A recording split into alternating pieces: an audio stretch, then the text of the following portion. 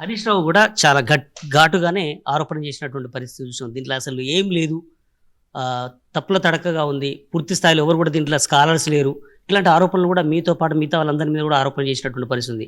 బండి సంజయ్ కూడా ఘాటుగా ఆరోపణ చేశారు. ఈ ఆరోపణల మీద రిప్లై ఎట్లా ఉంటుంది? అసలు హరీష్ రావు నేను చెప్పాను కదా, 2వ పేజీ పోలే ఆయన ఫస్ట్ పేజీలో డాక్టరింగ్ కమిటీ చూసాడు, కథం ఇచ్చి పడేసాడు అంతే. సో ఆయనకి డాక్టర్ ముందు డిఆర్ అని రాసి ఉంటుంది. డిఆర్ అని రాసి ఉంటే పిహెచ్డి అంటే ఆయన తెలుసు అనుకోండి, తెలియదని కాదు, కానీ ఆయన ఎక్కువ మైండ్ పెట్టినట్టు లేదు, ఎవరో వాళ్ళు చెప్పి చేసినట్టు అనిపిస్తుంది నాకు. మా డ్రాఫ్టింగ్ కమిటీలోనే మాకు బోల్డ్ మంది డాక్టరేట్స్ ఉన్నారు. మా అంటే డ్రాఫ్టింగ్ కమిటీ ఏం లేదు, మా వాళ్ళమే, మేము మా కన్సల్టెంట్లు, మా కమిషన్ మెంబర్స్. సో మా కమిషన్లోనే 2 డాక్టరేట్లు ఉన్నారు ఫర్ ఎగ్జాంపుల్. సో మా దగ్గర ఉన్నటువంటి అందరూ లెక్చరర్స్, టీచింగ్ ఎక్స్పీరియన్స్ ఉన్న వాళ్ళే. అది కాకుండా ఇక్కడ ఏంటంటే విషయం ఏంటంటే, ఇక్కడ ఒక కమిషన్ చైర్పర్సన్ అనే ఆయనకి టీచింగ్ ఎక్స్పీరియన్స్ లేదంటాడు ఆయన. ఇప్పుడు ఫర్ ఎగ్జాంపుల్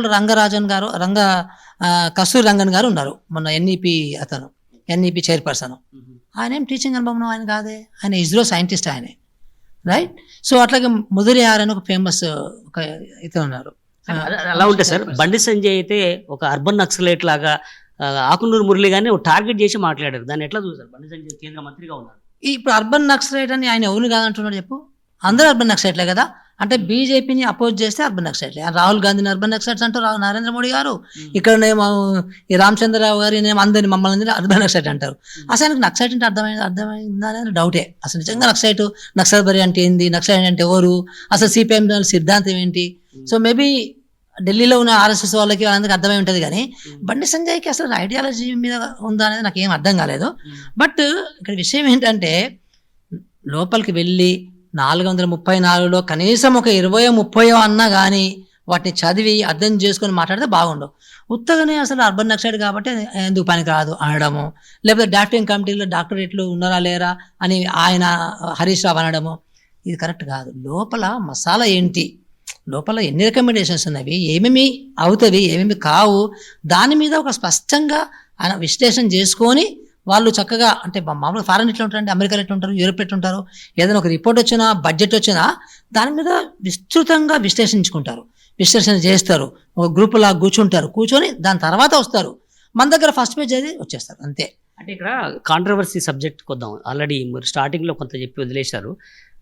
లక్షలాది మంది టీచర్స్ ఉన్నారు, బడి పంతులు లేకపోతే ముందుకు వెళ్ళని పరిస్థితి, పిల్లలు ప్రయోజకులు కావాలంటే. మరి వాళ్ళ జీతాలు వేరే డిపార్ట్మెంట్ అయితే కరప్షన్ ఉంది, కానీ ఎడ్యుకేషన్ డిపార్ట్మెంట్లో చాలా అసలు జీరో కరప్షన్ దాదాపుగా ఉన్నటువంటి పరిస్థితులు, 99% కరప్షన్ ఉండదు. కాబట్టి జీతాలు ఉండాలి అనేది ఒక ప్రతిపాదన కూడా.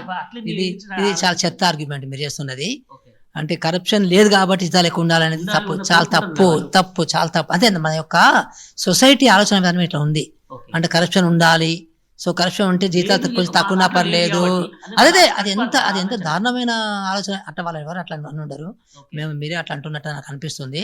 వాళ్ళు ఎవరు మా దగ్గర కరప్షన్ లేదు కాబట్టి మా జీతాలు ఎక్కువ అంటలేరు, అట్లా అంటలేరు. వాళ్ళు అట్లా ఏమంటున్నారంటే, అసలు మీరు జీతాలు ఎక్కువ ఉన్నవి అని మీరు కామెంట్ చేయడం కరెక్ట్ కాదని వాళ్ళు హట్ అవుతున్నారు, రైట్. కానీ మనం అనుకుంటున్నది ఏంటంటే, అసలు ఈ ఉన్న వాళ్ళ ఉపాధ్యాయుల యొక్క జీతాలని తగ్గించాలని ఎక్కడ లేదు, వాళ్ళ గురించి కాదు మనం అన్నది. సో ఫ్యూచర్లో బడ్జెట్కి సంబంధించినటువంటి అంశాలు విశ్లేషించినప్పుడు ఆ బడ్జెట్లో సమతుల్యం అనేది సాధించడానికి మాత్రమే. సో ఫ్యూచర్లో మనకి ఇంత జీతాలు ఇవ్వాల్సిన అవసరం ఉండదా, మార్కెట్ రేట్ అని మీరు తీసుకొని విశ్లేషించుకోండి అని గవర్నమెంట్కి ఒక సూచన ఇవ్వడం.